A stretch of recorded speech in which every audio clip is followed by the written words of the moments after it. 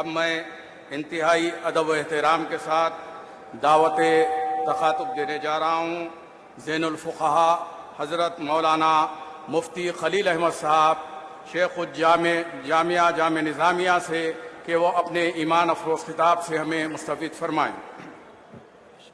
بسم اللہ الرحمن الرحیم الحمد للہ رب العالمین والصلاة والسلام على سید الانبیاء والمرسلین وعلى آلہ الطیبین واصحابہ الاکرمین اجمعین اما بعد۔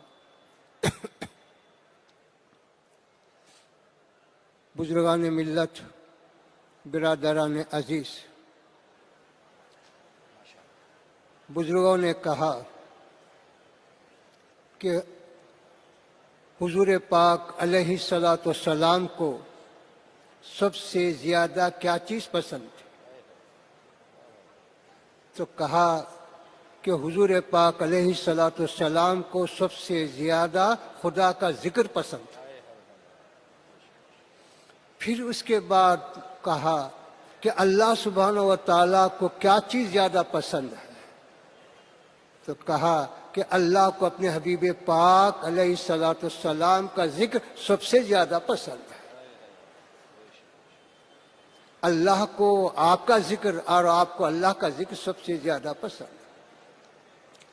اسی وجہ سے میرے بزرگوں اور دوستوں، انبیاء سابقین سے ہم سنتے اور دیکھتے آئے پڑھتے آ رہے ہیں، کوئی نبی ایسے نہیں گزرے جنہوں نے میرے حضور پاک علیہ الصلاۃ والسلام کا ذکر نہ کیا۔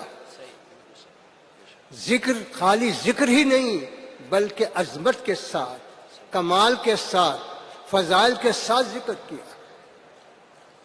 اسی طرح صحابہ کی سنت کو جب دیکھتے ہیں تو صحابہ کی ایک جماعت بیٹھی ہوئی ہے۔ کوئی کہہ رہے ہیں کہ حضرت آدم صفی اللہ، کوئی کہہ رہے ہیں کہ حضرت نوح نجی اللہ، کوئی کہہ رہے ہیں کہ حضرت ابراہیم خلیل اللہ، کوئی کہہ رہے ہیں کہ حضرت موسیٰ کلیم اللہ ہے، کوئی کہہ رہے ہیں کہ حضرت عیسیٰ روح اللہ۔ اس جماعت کے پاس سے حضور پاک علیہ الصلاۃ والسلام کا گزر ہوا۔ آپ نے صحابہ کی ان باتوں کو سماعت فرمایا، سماعت فرمانے کے بعد ارشاد فرمایا، ہاں سنو، آدم ویسے ہی ہیں جیسے تم نے کہا، نوح ویسے ہی ہیں جیسے تم نے کہا، ابراہیم ویسے ہی ہیں جیسے تم نے کہا، موسیٰ ویسے ہی ہیں جیسے تم نے کہا، عیسیٰ ویسے ہی ہیں جیسے تم نے کہا، لیکن سنو کہ میں حبیب اللہ۔ حبیب کا مطلب کیا ہے؟ حبیب کا مطلب یہ ہے کہ وہ ذات اقدس جو خدا کے پاس سب سے زیادہ محبوب ہے، وہ حبیب ہے۔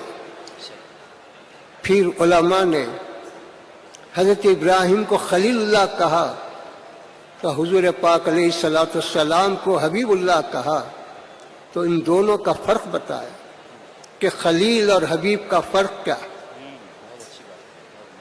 خلیل وہ ہے جو خدا کی رضا چاہے، اور حبیب وہ ہے کہ جس کی رضا خدا چاہے، وہ حبیب۔ اللہ جو ہے کسی کا محتاج نہیں ہے، بالکل برحق ہے، لیکن اللہ کسی کی رضا چاہیے، اس کا اختیار ہے، اس کو اختیار ہے، اس کو کوئی روک نہیں سکتا۔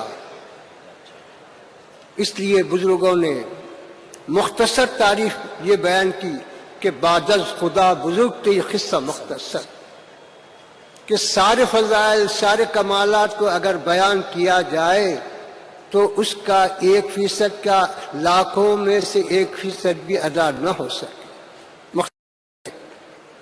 کہ خدا کی ذات کے بعد آپ ہی کی ذات سب سے اعلیٰ۔ اس لیے قصیدہ برہ والے حضرت بوصیری رحمت اللہ علیہ فرماتے ہیں، دامت دعتہ النصارى، کہ نصارہ نے، عیسائیوں نے اپنے نبی کے بارے میں غلو کرتے ہوئے اپنے نبی کی محبت میں بھٹکتے ہوئے خدا کہہ دیا تم اس سے بچو بس، اس کے سوا جو فضیلت چاہتے ہیں اپنے حبیب کے ساتھ وابستہ کرو، وہ برحق ہے۔ کوئی فضیلت آپ سے چھوٹی نہیں، کوئی کمال آپ سے چھوٹا نہیں، کوئی عظمت آپ سے چھوٹی نہیں، کوئی خوبی آپ سے چھوٹی نہیں، وہ بالکل برحق ہے۔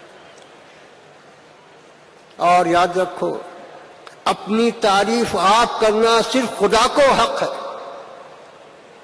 مخلوق کو حق نہیں ہے کہ اپنی تعریف آپ کریں، بلکہ حضور پاک علیہ الصلوۃ والسلام کا ارشاد ہے اگر تم کسی کے سامنے تعریف کر رہے ہیں تو گویا تم اس کو ہلاک کر رہے ہیں،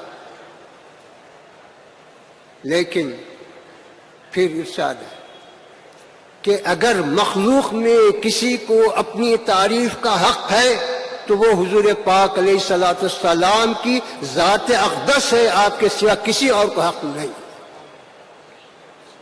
چنانچہ آپ دیکھتے ہیں کہ مسجد نبوی میں منبر شریف و تخت بچھایا جاتا اور حضرت حسان سے کہا جاتا کہ تم نعت کہتے جاؤ، جبریل امین تمہاری مدد کریں گے۔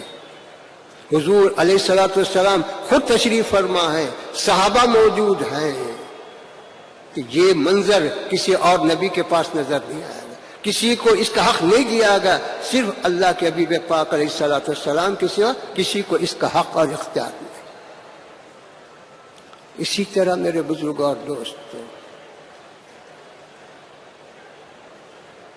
جیسا کہ کہا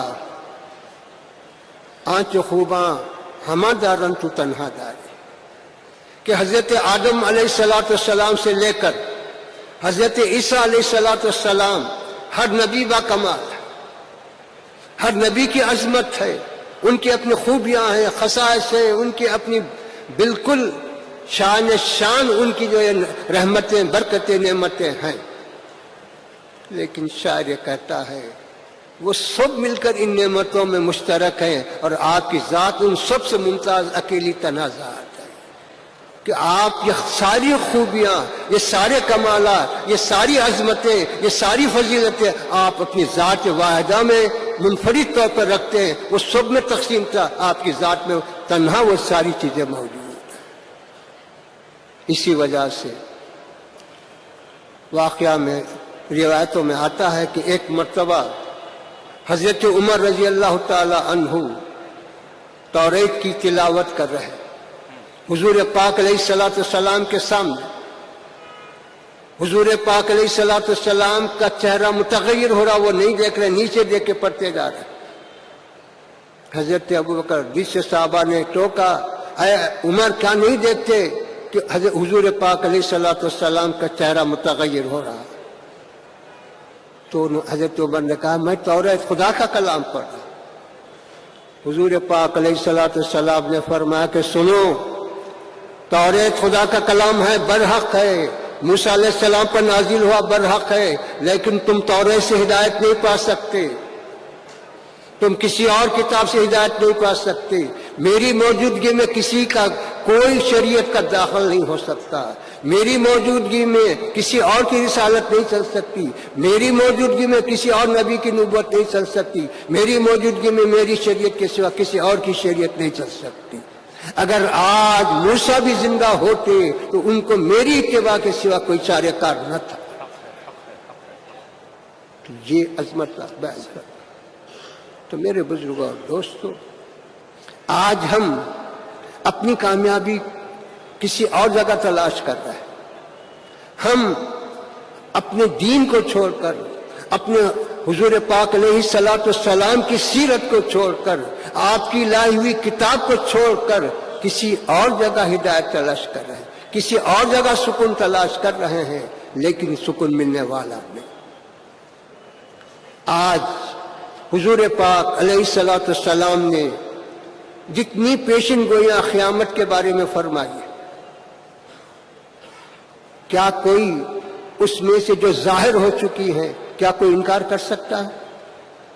آج سے 1400 سال پہلے آپ نے پیشن گوئی فرمائی کہ قیامت کے قریب اسرائیل کی حکومت قائم ہوگی۔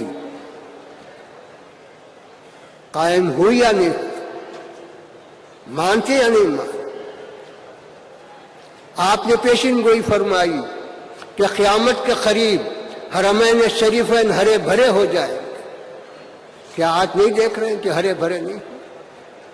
کیا آپ نے یہ نہیں فرمایا کہ قیامت کے قریب وہ لوگ جو بغیر چپل کے پھرتے تھے، جن کی دنیا میں کوئی اہمیت نہ تھی، لیکن قیامت کے قریب بڑی بڑی بنیادی عمارتیں بنائیں، اونچے اونچے بنگلے بنائیں، کیا کوئی اس کا انکار کر سکتا ہے؟ کیا اس کے کوئی انحراف کر سکتا ہے؟ چیلنج ہے ساری دنیا کو کہ حضور پاک علیہ الصلوۃ والسلام کے جتنے بھی ارشادات ہیں اس میں سے کسی ایک کو تم غلط ثابت کر کے بتا دو.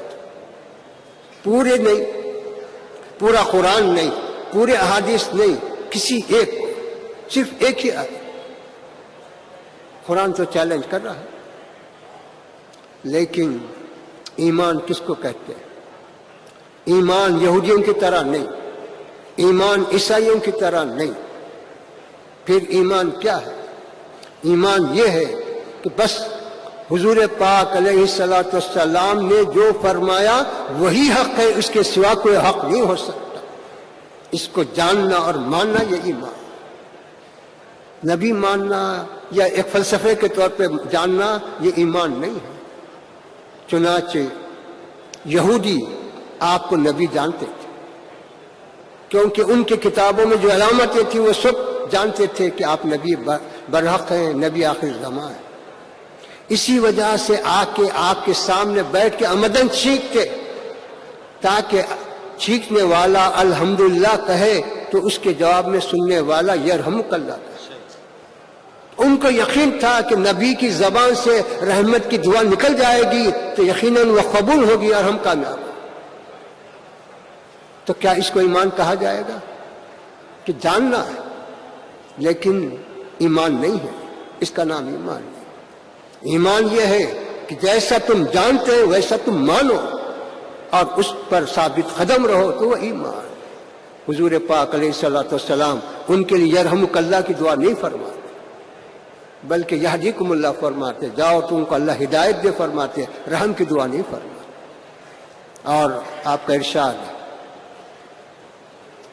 وہ شرارت سے آ کے السلام علیکم کہتے ہیں، یعنی سلام کی بجائے سام، کہ آپ پر موت ہو.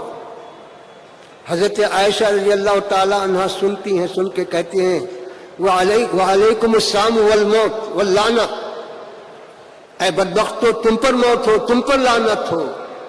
حضور پاک علیہ الصلوۃ والسلام مسکرا کے فرماتے ہیں اے عائشہ نرمی اختیار کر، سختی سے ہم کو کیا تعلق؟ اللہ ہر چیز میں نرمی کو پسند فرماتا ہے. تم نے تو حضرت عائشہ کہتے ہیں کیا آپ نے نہیں سنا کہ وہ کیا بدبخت کیا کہہ رہے تھے؟ تو آپ فرماتے ہیں عائشہ کیا تم نے نہیں سنا میں کیا کہا؟ میں نے کہا وعلیکم، جو چیز تم مجھ پہ کہہ رہے ہو وہ تم پر. اور یاد رکھو کہ ہماری بددعا ان کے حق میں قبول ہوتی ہے اور ان کی بددعا ہمارے حق میں قبول نہیں ہوتی. تو یہ ہے. تو میرے بزرگوں اور دوستو، ایمان دامن رسالت سے وابستگی کا نام ہی ایمان. اس سے اگر ہٹے تو پھر وہ کفر ہے، وہ شرک ہے، وہ اور بلا ہے اور بدتر ہے. معیار اللہ سبحانہ و تعالیٰ نے اپنے حبیب پاک علیہ الصلوۃ والسلام کو بنایا. حضرت صہیب رومی روم کے ہیں لیکن دامت سے وابستہ ہو گئے، صحابی بن گئے، سب سے اعلیٰ بن گئے. بلال حبشی ہیں لیکن وہاں رنگ کا اعتبار نہیں رہا، طبقے کا اعتبار نہیں ہوا، دیدار سے مشرف ہو گئے، سب سے اعلیٰ. لیکن تبت یدا کی جو صورت نازل ہوئی ابو لہب پر، خاندان کا ہے، سب کچھ ہے، لیکن دامن رسالت سے دوری اختیار کیا تو خدا نے بددعا دی اور خدا نے اس پر لعنت بھیجی اور اس کے لیے ہلاکت کا پیغام بھیجا. تو بتلایا کہ سارا کا سارا دار و مدار میرے حبیب سے وابستگی پر ہے اور یا میرے حبیب سے دوری پر ہے. جو وابستہ ہوا خواہ کوئی ہو وہ کامیاب ہے، اور جو انحراف کیا خواہ وہ کوئی ہو وہ دور ہے، جہنمی ہے. تو اس لیے یہ پیغام دیا جاتا ہے کہ تم اپنے آپ کو جب مسلمان کہتے ہیں تو اسلام کا مسلمان ہونے کا حق بھی ادا کرو۔ اللہ ہم سب کو نیک توفیق عطا فرمائے۔ صلی اللہ تعالی علی خیر خلقہ و نور عرشہ وعلی آلہ الطیبین و اصحابہ الاکرمین اجمعین۔